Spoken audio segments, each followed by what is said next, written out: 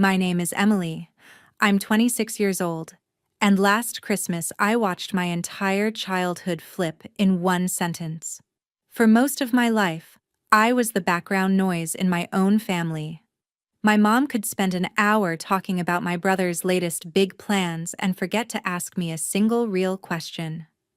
I was the kid who did her homework alone at the kitchen table while everyone else cheered for him. I got used to being the invisible one until that night. We were sitting around the Christmas table, the usual scene: turkey, mashed potatoes, Christmas lights blinking in the window. My mom was leaning toward my brother, asking about his new business idea, laughing, promising she'd help however she could. I was there too, quietly cutting my food, like always. Then my brother looked at me with that little smirk he's had since we were kids and said, "So, are you still wasting your time on that worthless company of yours?" I didn't raise my voice. I didn't snap back. I just shrugged and said, as casually as if I were talking about the weather, "Actually, I sold my company." The whole table went quiet. My brother laughed under his breath. "That worthless company? Sure. How much did you sell it for?" He even did the air quotes. I looked him in the eye and said, $150 million. His jaw literally dropped. My mom's face went white. The fork slipped from her hand and hit the plate. In that moment, every year she'd ignored me, every time she made me feel small, came crashing back on her instead of me. If you want to know how a daughter her own mother dismissed for years ended up dropping a $150 million bomb at Christmas dinner, and what it cost my family after that night, stay with me until the end. I wasn't always the woman who could drop $150 million at a Christmas table and watch her mom turn pale. At 8 years old, I was just the quiet kid hiding in the kitchen doorway, clutching a chipped plastic cup while my brother's 13th birthday looked like a coronation. His name is Alex, 5 years older than me, and from the very beginning he was the star of the family. That day, my mom, Karen, rolled out a brand new mountain bike into our backyard in the suburbs of Seattle. It gleamed in the sun, neighbors clapped, kids cheered, someone yelled that Alex was going to go far in life. My mom hugged him so tight it looked like she was afraid someone might take him away, whispering how proud she was of him. I stood a few feet back in an old thrift store t-shirt, and no one even asked if I wanted to be in the pictures. For Alex's birthdays, there were balloons, outdoor parties, 3-layer cakes, and sometimes entire weekends built around him. For mine, there was usually a cheap cake from Costco, a couple of candles, and my mom half apologizing because she was so busy. One year, Alex got a Disneyland trip as a graduation present. I got a card from the drugstore and some cash in an envelope left on the kitchen counter. When Alex hit school age, my mom fought like crazy to get him into an expensive private school. He had crisp uniforms, brand new sneakers, soccer practice, piano lessons, summer camps that cost more than our car. I went to the local public school with peeling paint and outdated textbooks.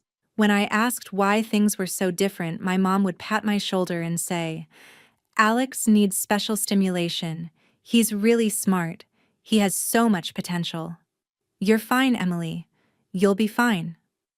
It sounded like a compliment at first, but "you'll be fine" slowly turned into, "we don't have to try for you." My dad worked long hours at a bank and was barely home for dinner. Even when he was, he mostly let my mom make every decision: schools, activities, money. There was this invisible hierarchy in our house: Alex at the center, my mom orbiting around him, my dad off on the sidelines, and me somewhere on the edge as long as I wasn't causing trouble. By 12 or 13, I stopped asking for things. I stopped asking why Alex got the new phone, the new laptop, the extra tutoring, and I didn't.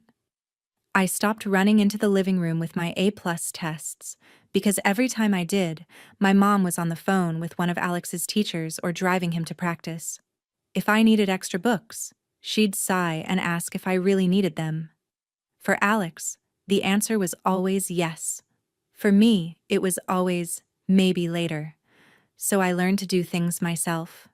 I started watching YouTube videos to teach myself how to cook basic meals because I didn't want to ask for takeout money. In middle school, I picked up a dishwashing shift at a nearby coffee shop, saving every tip in a jar in my closet. That jar eventually became my first used laptop. I began noticing every small slight and filed it away, not just to hurt about it, but like a list of reasons to never, ever depend on them. At the dinner table, the conversation was always about Alex, his soccer game, his SAT scores, the colleges he might get into. I was there, but I was never the story. I was the extra chair. Somewhere in those years, something in me quietly shifted. I stopped trying to get my mom to see me and started planning a life that wouldn't require her to. I didn't know it yet, but all those nights being the invisible kid in the corner were doing something important. They were turning into fuel. Fuel for an idea, for a company, and eventually for that Christmas night when my mom would finally be forced to look straight at the daughter she'd spent decades ignoring. College was supposed to be my clean break, my chance to finally step out of the background. I got into the University of Washington in Seattle with a partial scholarship for computer science. When the email came in, I sat on the edge of my bed and read it 3 times just to make sure I wasn't imagining it. My mom glanced at the screen, smiled, and said, "That's great, honey," before asking if I could help her proofread an email to one of Alex's teachers. A week later, Alex got into Stanford, and it was like the Super Bowl had come to our living room. There was a party, relatives over, champagne, a banner. My mom cried and told everyone her son was going to change the world. When I left for UW, she hugged me at the curb, said she was proud of me, and drove off because she was running late. When Alex left for Stanford, she flew down with him, helped decorate his dorm room, and posted a whole album of photos on Facebook. My move-in day was a couple of suitcases and a used comforter I'd bought with my own money. I lived in a cramped apartment near campus with 2 roommates, the kind of place where you could hear someone sneeze in the next building. My scholarship covered part of tuition, but not everything. To survive, I picked up a part-time job at a Starbucks a few blocks from campus. I'd wake up at 4:30 a.m., throw on my green apron, and spend the morning spelling people's names wrong on cups, then rush to algorithms or data structures lectures with coffee stains on my sleeves. Between classes, I'd sit in the library with my beat-up used laptop, watching free coding videos on YouTube and Coursera because the official textbooks were too expensive. While everyone else joined clubs and went to parties, I was learning how to build basic apps. I didn't feel sorry for myself. Honestly, it felt kind of good, like I was slowly building something that was mine. The idea that changed everything started in the most boring way possible. People complaining. My friends were constantly exhausted. They'd pull all-nighters, eat trash from vending machines, skip the gym for weeks, then crash and wonder why they felt like zombies. My roommate would say, "I wish something would just tell me when to get off my ass and drink water." One afternoon, sitting at a sticky cafe table between shifts, it hit me. What if there was one simple app that helped people keep track of the basics? What they ate, how they moved, how they slept, and actually nudge them to do better, without being annoying or complicated. I started sketching screens in a cheap notebook. Little graphs for sleep, color-coded bars for workouts, reminders that looked more like friendly texts than alarms. I called it Health Track, mostly because every other name I thought of sounded stupid and the domain for that one was still available. I'd come home from my night lab, make instant noodles, and code until 2 in the morning. The first version was rough, but it worked. You could log your meals, your workouts, your water, and see how your week looked. I gave it to a couple of friends and told them to be honest. They immediately tore it apart. This button sucks. I forgot to log because there's no reminder. Why is this chart so ugly? It stung, but I fixed everything they complained about. Little by little, more people started using it. A girl in my stats class told her boyfriend, who told his frat brothers, who told their entire group chat. Someone left a random positive review that made me cry in the bathroom at work. When HealthTrack made its first $500 from in-app ads, I stared at the dashboard for a full minute. It wasn't much, but it was more than my family had ever invested in me. I took that money and bought a slightly better used laptop so I could code faster.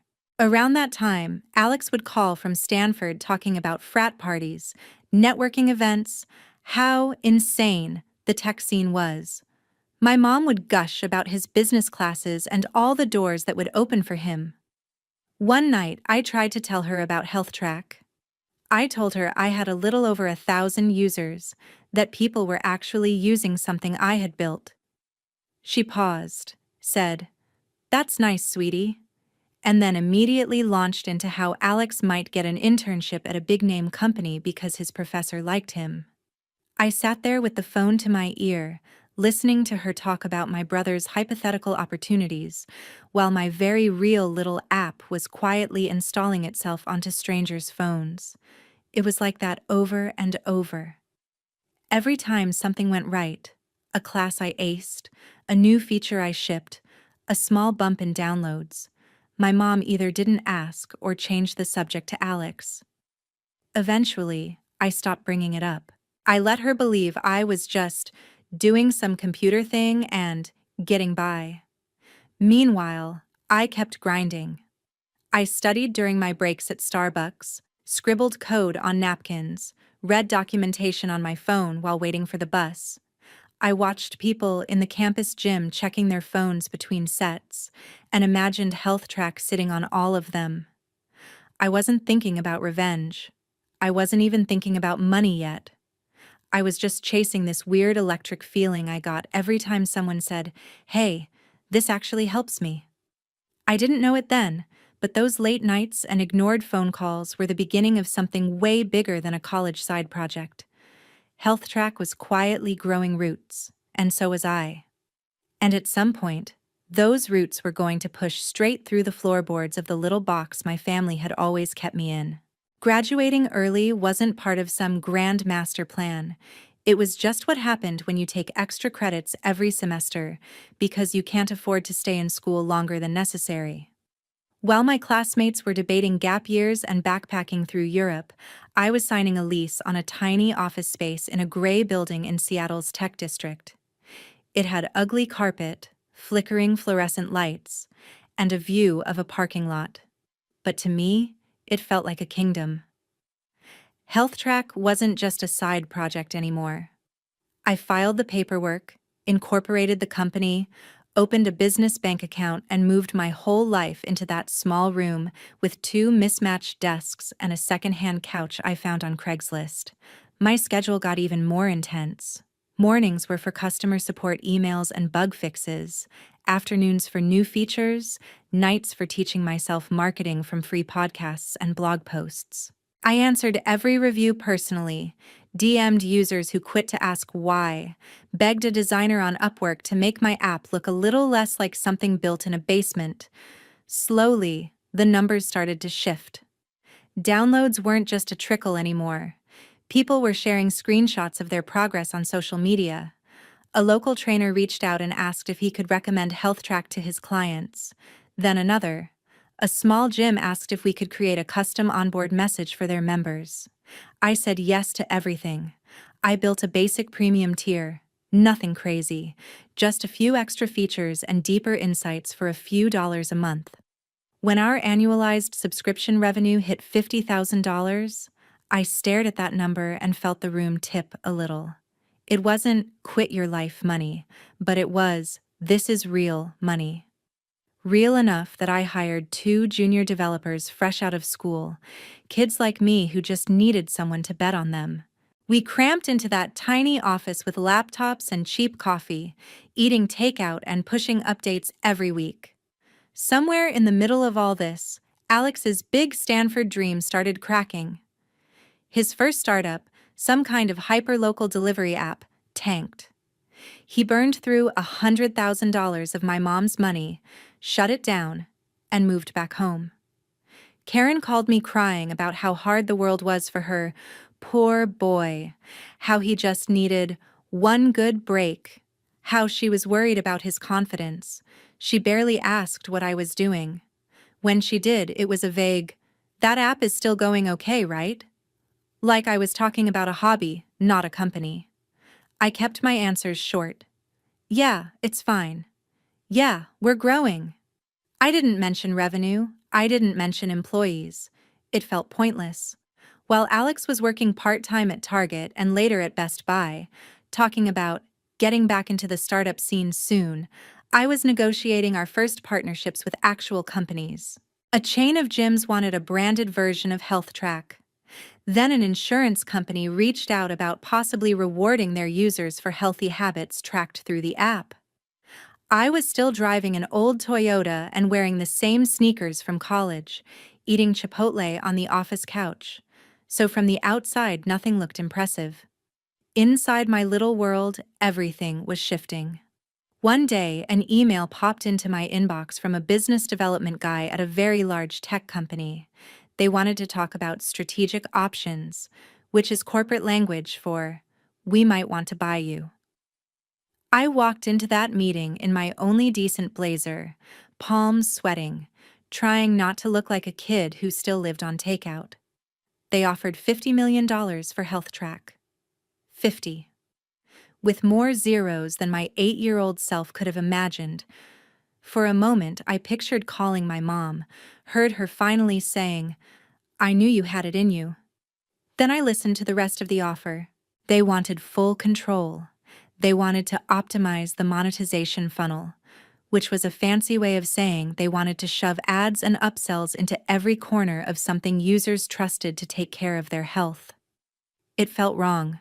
I said no. My lawyers almost choked, but turning that offer down sent a different signal into the water. If one big player wanted us, others might too. A local venture capital firm that focused on health tech reached out. They didn't want to buy, they wanted to invest and help us scale. I negotiated hard and took $8 million, enough to grow, but not enough to lose control. We opened a second office in Portland, hired more engineers, expanded our mental health tools. HealthTrack integrated deeply with Apple Health, Fitbit, all the big wearables. We crossed 1 million active users. Annual revenue climbed into 8 figures. At 25, I signed the papers on a modest penthouse in Seattle with a view of the water. I filled it with IKEA furniture and plants I mostly forgot to water. I still drove the same beat-up car. I still wore hoodies to work. But my life was no longer small. The offer that eventually stuck didn't come from a flashy tech company, but from a giant healthcare group that wanted to bring preventative wellness into their system. They didn't want to gut the app. They wanted to keep my team, keep the brand, and use their resources to reach more people. They offered $150 million. We negotiated terms for months, my days a blur of contracts and video calls and numbers that made my teenage brain short-circuit. When I finally signed, I walked out of that final meeting numb. After taxes, after bonuses for my team, after all the fees, I was left with roughly $90 million, $90 million more than anyone had ever thought I would have, including me. I didn't call my mom. Instead, I called a therapist. Sitting in that small, quiet office, I talked for the first time in my life about what it felt like to be the invisible kid, the "you'll be fine" child, the afterthought. We went through every birthday, every brushed-off achievement, every time my mom chose to save Alex instead of even seeing me. I expected to feel triumphant. Mostly, I felt tired. Sessions turned into months, I started donating to health nonprofits, especially ones focused on women who needed mental health support. I realized something that surprised me. I didn't actually need my mom or Alex to clap for me anymore. Their opinion had stopped mattering somewhere along the way. What I did need, though, was closure. Not revenge in the cartoon sense, not some dramatic scene where I threw money in their faces. I wanted to know, for my own sanity, what would happen if I walked back into that house not as the invisible daughter, but as the woman they had refused to see. Christmas was coming, and for the first time in years, I found myself looking at flights to Seattle. My therapist was the first person who suggested I go home for Christmas. Not because she thought my family suddenly deserved me, but because she wanted me to see, in real time, how different I'd become. Treat it like an experiment, she said. Not a reunion. You're not going there to get something from them. You're going there to observe. So that's what I told myself when I booked the flight from Portland back to Seattle. It wasn't a homecoming. It was data collection. I could have driven. But there was something symbolic about flying into the city I grew up in as the founder, who had just sold her company for $150 million. I didn't tell my mom about the sale. I just texted her that I was free this year if she still wanted me there for Christmas. She replied within seconds, more enthusiastic than I expected. Of course, Alex will be here too. It'll be just like old times. The heart at the end almost made me laugh. Old times were exactly what I was nervous about. I booked a room at a hotel near the airport instead of staying at the house.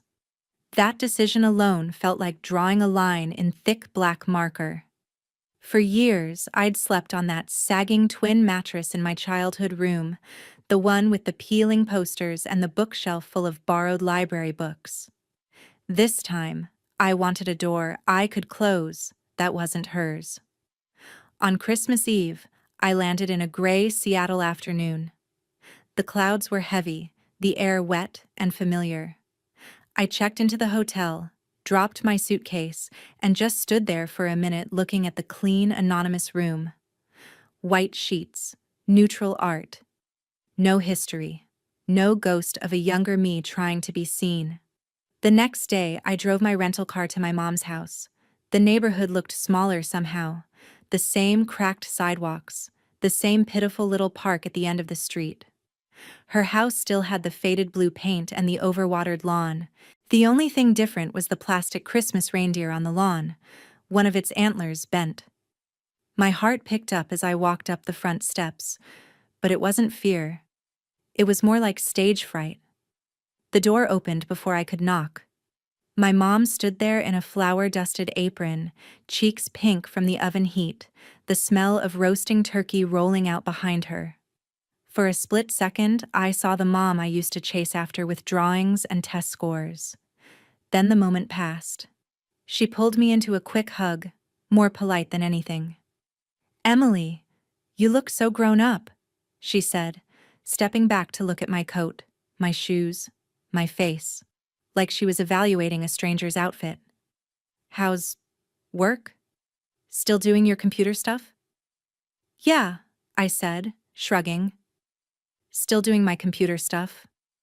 She nodded like that answered everything and immediately launched into an update about Alex. "He was doing so much better," she said. "He had this amazing new business idea and was really turning things around." Her eyes lit up in a way they never did when she looked at me. "You'll see. He's been working so hard. I'm just so proud of him." I stepped inside. The house smelled like nutmeg and sugar and dish soap. The same artificial Christmas tree stood in the corner of the living room, loaded with old ornaments. There were framed photos of Alex in his football uniform, Alex at Stanford, Alex in a suit at some networking event. None of me. Not one. I spotted a picture from when we were kids. Alex on his new bike in the backyard, my mom's arm thrown around him, me blurry on the edge of the frame, half cut off. I almost smiled. "Alex," my mom called toward the living room. Your sister's here. He was sprawled on the couch, watching an NFL game with a beer in his hand, one sock on, one off, like always. He muted the TV and stood up, giving me a once-over. Well, if it isn't the coding queen, he said with a crooked grin. Still single? Still buried in your little app thing? I could feel my mom watching my reaction, waiting for me to laugh it off like I used to. I just smiled.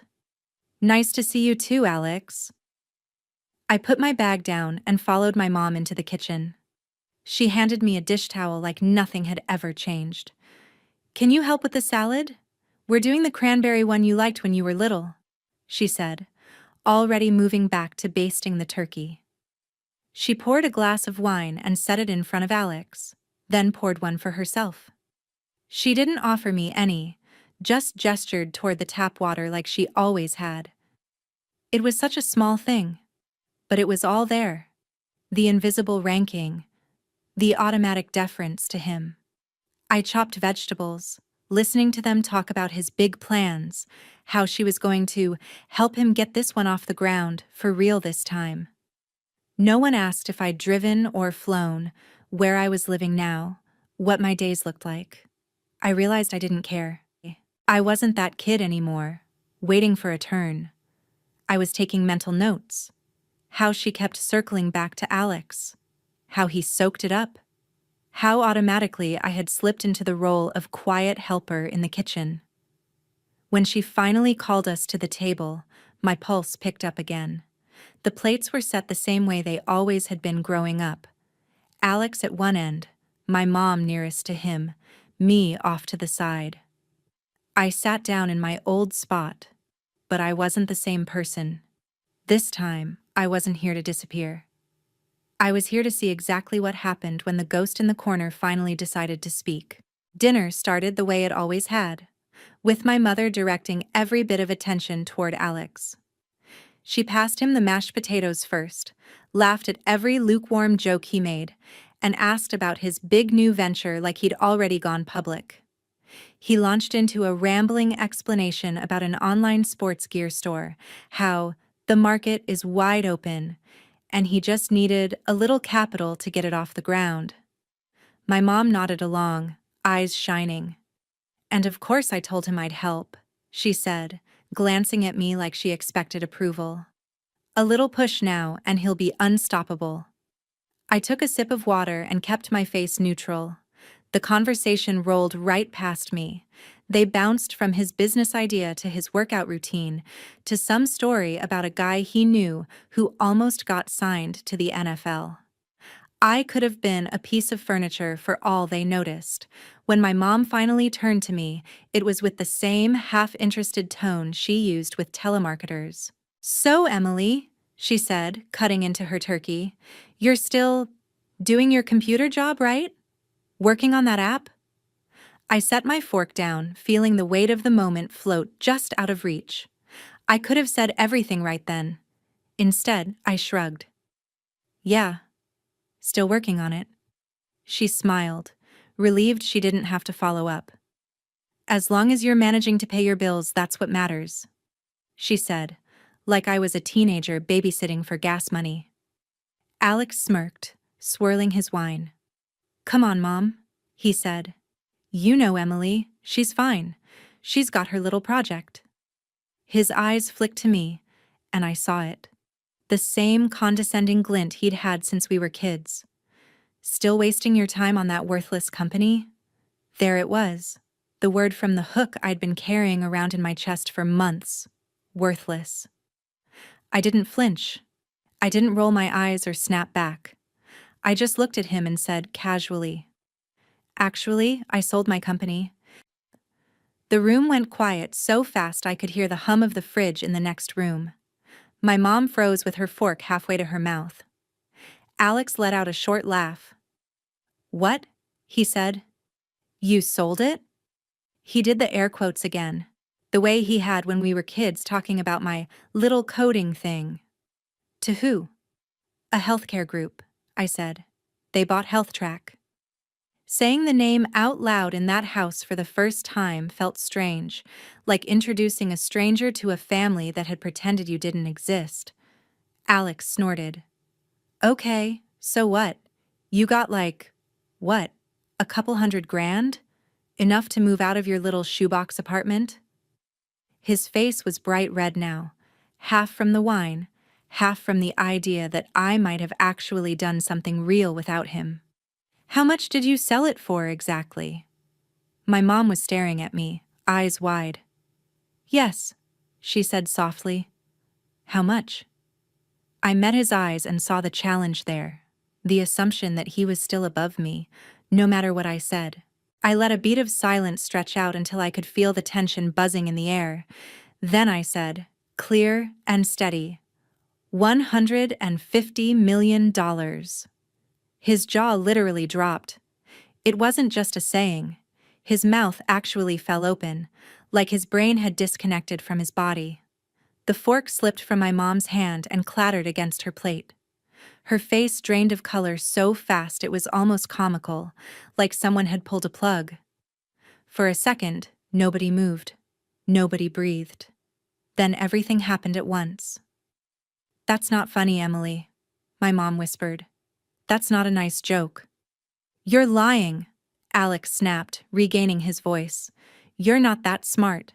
Nobody pays that kind of money for some stupid phone app. I pulled my phone out of my pocket, unlocked it, and turned the screen toward them. I'd left the banking app open because some part of me knew this would happen. The balance stared back at them, a number so long it barely fit on one line. This is after taxes, I said quietly. After paying my team. After everything. My mom leaned in, eyes darting over the digits, lips moving as she tried to count the commas. Alex grabbed the phone from her, hands shaking, and started scrolling like he was looking for a trapdoor. When that didn't satisfy him, he snatched up his own phone, typing furiously. A few seconds later, I watched my own face appear in the reflection of his glasses. My headshot from an article. His eyes scanned the headline. I already knew what it said because I'd read it once, alone, at 2 a.m. 26-year-old founder sells health app for $150 million. There it was, in black and white. He scrolled, and I heard him mutter phrases under his breath. Under 30, fastest growing, mental health features. He stopped reading and looked up at me like he was seeing a stranger. My mom's eyes were wet now. Why didn't you tell us? She asked, voice shaking. How could you keep something like that from your own family? I let out a short breath that was almost a laugh. You mean the way you kept everything for Alex? I said. The private school? The trips? The $100,000 you gave him for a startup that failed? The way you forgot my birthdays or tossed me a grocery store cake while you flew down to move him into Stanford? Her mouth opened and closed, but no sound came out. That's not fair, she finally managed. We did our best. We supported you. We always— No, Mom, I cut in, my voice sharper than I intended. You supported him. You invested in him. You built your whole life around him. You told me I'd be fine, and then acted like that meant you didn't have to try. You made sure he had every chance, every safety net, every excuse. I built everything I have without a single one of those things. You don't get to play the victim now because your invisible child turned out to be the one who actually did something. Alex slammed his fist on the table, making the glasses jump. So what? You think you're better than us now? He shouted. You think money makes you special? You're still the same weird little sister who ate lunch alone and hid in her room. You just got lucky. I stood up slowly, napkin falling from my lap onto the floor. My hands were steady. My heart was not racing. It felt strangely calm, like this scene had been rehearsed 1,000 times in my head, and I was just hitting my marks. Luck didn't write a single line of code, I said. Luck didn't answer customer emails at 3 a.m. or refuse a $50 million offer because it wasn't right. Luck didn't fix your messes, Alex. Mom did. Over and over. I looked at her, really looked at her. She looked small, defeated, like the foundation she'd built her world on had just cracked straight down the middle. "You gambled everything on the wrong child," I said softly. "And now you're just angry that the one you ignored learned how to win without you." My mom reached out like she was going to grab my wrist. "Emily, wait. We can talk about this. Maybe you could help Alex. Invest. We're family. We should stick together."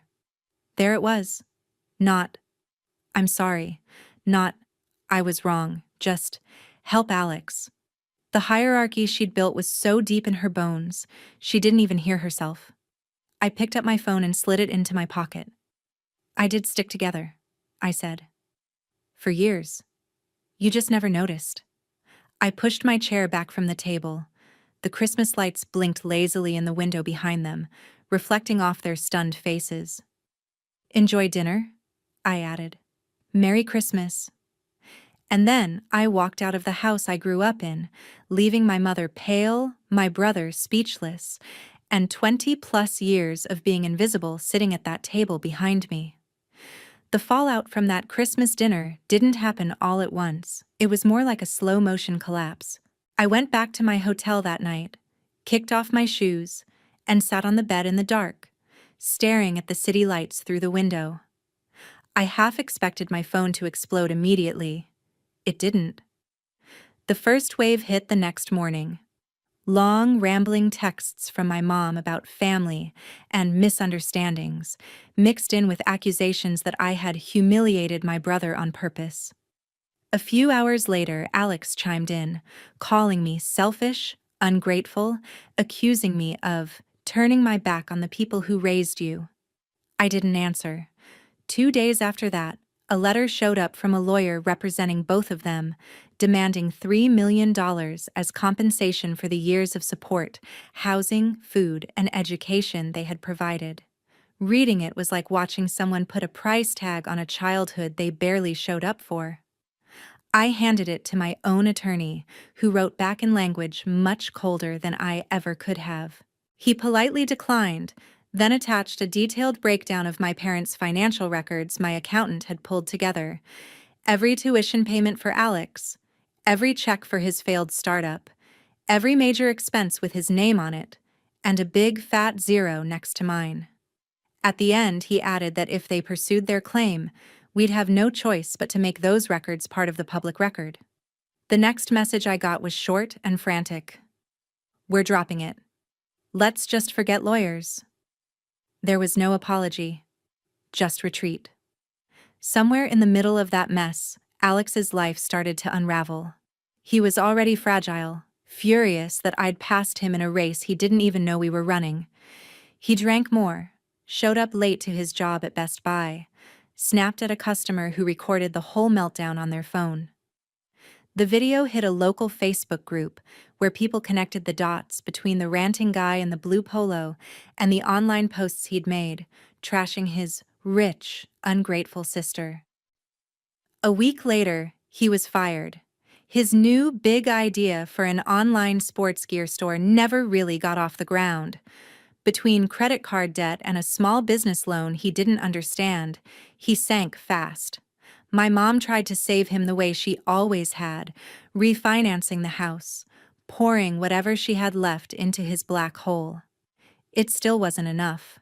Within a year, the house I grew up in was gone, sold to cover debts. My mom moved into a much smaller apartment. Her health started to decline. Relatives who had watched her worship Alex for years pulled away when they realized how badly she had misplayed her hand. That next Christmas, I was in Hawaii with a small group of friends from the tech world. We swam, hiked, and sat on a balcony overlooking the ocean while I wired a sizable donation to a nonprofit that funds therapy for women who can't afford it. At some point, my phone buzzed with a message from a younger cousin. She'd seen the article about me and wrote that my story made her feel less crazy for being the overlooked kid in her own house. I invited her to call me anytime she wanted to talk about careers, money, or just life. She did. I became the mentor I had needed at 16. Months later, an envelope arrived at my office. Inside was a handwritten letter from my mom. She said she was sorry. Sorry she had favored Alex. Sorry she hadn't seen me. Sorry it had taken a headline about millions of dollars for her to realize what she'd thrown away. She wrote that she wished she could go back, that she hoped one day I would forgive her, that maybe we could start over. I read it once, then again. I didn't frame it, I didn't rip it up. I just put it in a drawer. The truth was, I had already done the forgiving that mattered. I had forgiven myself for not being able to fix her. I didn't send money. I didn't rush back in to rescue them. Setting boundaries was the only way to keep from becoming another one of their bad investments. I poured my time into my new company. This one focused on mental health and AI tools that actually help people check in with themselves. I told parts of my story on conference stages and eventually in a TED-style talk, not as a victory lap but as a cautionary tale about what happens when a family builds their world around one golden child and treats the other like a backup plan. Here's what I learned, the part I hope sticks with you more than the dollar amount ever could. Your worth is not determined by how loudly your parents clap for you, how much they spend on you, or whether they ever admit they were wrong. Sometimes the most loving thing you can do for yourself is to stop standing in front of people who refuse to see you and build a life where you no longer need their approval to breathe. Favoritism doesn't just hurt the kid who gets ignored. It cripples the kid who gets worshipped too. My mom lost her house. My brother lost his job, his excuses, and his safety net. I lost the fantasy that one day they'd wake up and magically become the people I needed them to be. In exchange, I got something better. A life I chose, built on my own terms, full of people who actually show up. If you've ever been the invisible one, the you'll be fine child, maybe you don't have millions or a headline, but you do have a choice. You can keep waiting for them to see you, or you can start seeing yourself. And if you were in my place, what would your version of walking out of that Christmas dinner look like?